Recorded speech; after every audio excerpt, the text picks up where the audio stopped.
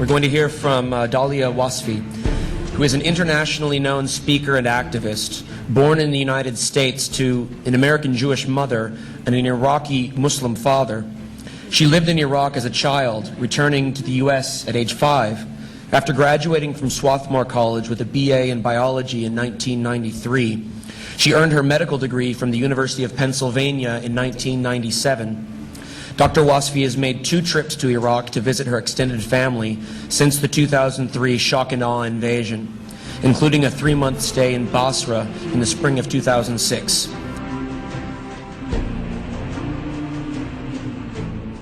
Based on her experiences, Dr. Wasfi is speaking out in support of immediate, unconditional withdrawal of American forces from Iraq and the need to end the occupation from the Nile to the Euphrates. And she has a website which...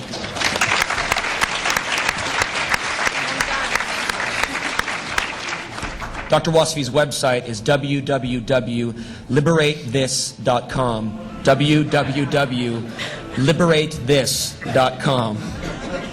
Dr. Wasfi. I'm just going to start with a quote that I'm still trying to figure out, and sometimes I'm the one saying it, and sometimes I think I'm the one it should be said to.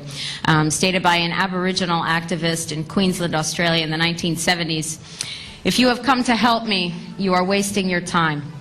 But if you come because your liberation is bound up with mine, then let us work together." I just want to open up with that. Next slide. This is a picture of Rachel Corrie, and let's see if I can get through this one. Rachel Corrie, oh, you know her. You heard about my degrees and my education, and pretty much all that means at this point is that I'm in an incredible amount of debt. But it was September 2002, and there were a few things falling apart in my life at that time. And it wasn't helping that my government was preparing to invade the country of my dad's origin. And at that time, I took leave from my residency in anesthesiology, and I've yet to go back. But I was very frustrated, very hopeless, very depressed, and was really seeking for a reason to continue.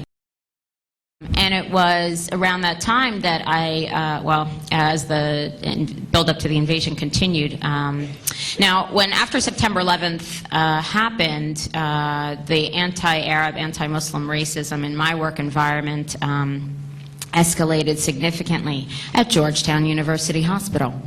And there were a number of different responses that could have possibly taken place after that. On one extreme, you would have our government's response, which would be to invade Afghanistan and build an oil pipeline to the Caspian Sea. And on the other end, I would say, would be what Rachel did. Rachel, at the time, in March 2003, was a 23-year-old college student who, after September 11th, wanted to learn about other cultures, wanted to explore the world and try to understand what was going on.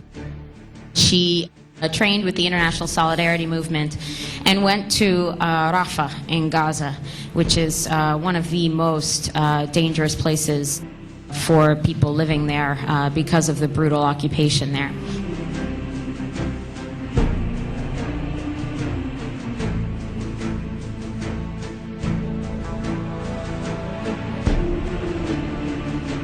Tomorrow is March 16th, 2003.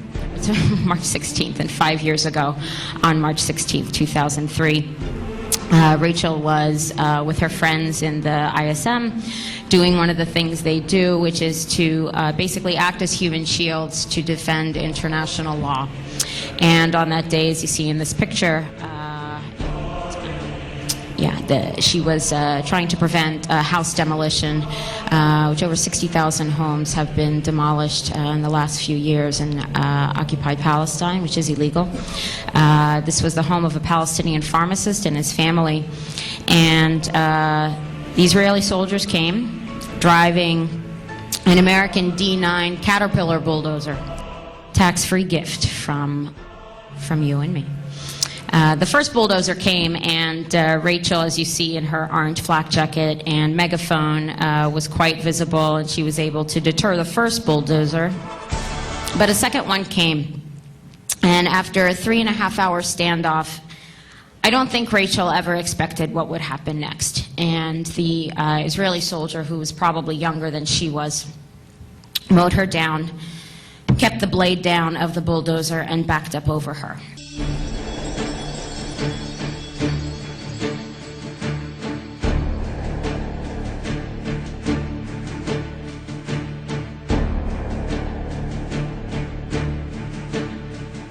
Rachel had not expected that she had seen what the Israelis were doing to Palestinians living in Gaza, but she didn't think that they would change and do something to a Westerner, to an American, to someone who had light features. Next slide.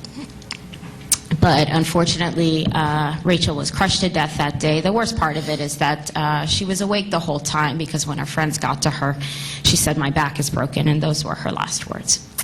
So in March 2003, so that's 5 years ago tomorrow, I was looking for a reason to stick around, and I was so angry with whatever power might be that, hey, I'm still here, and you took away this beautiful spirit who had all these things going for her, and who could have turned a blind eye to the horrors of the world. She could have lived the American dream.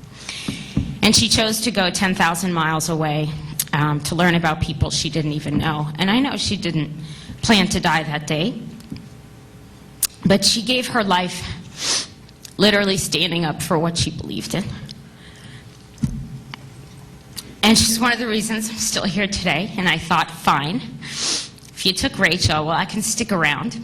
And if she went to go see people she didn't even know, then maybe I should go see my family, who I haven't seen in 27 years. So that was the start of my activism. And Rachel is the example that I tried to live up to. And it's the example that I've seen today in all the panelists and yesterday. And so,